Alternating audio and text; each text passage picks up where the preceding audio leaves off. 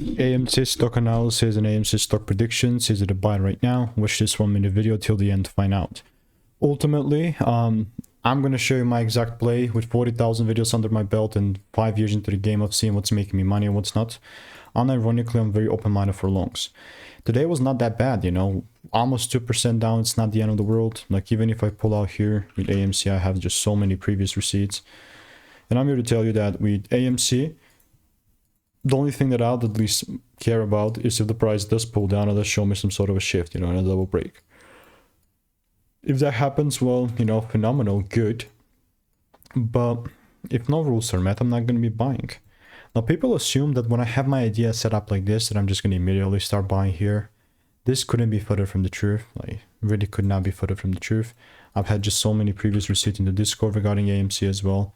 So, like, really not sweating whatsoever. Since I saw this shift this last week above 318, very open-minded for longs.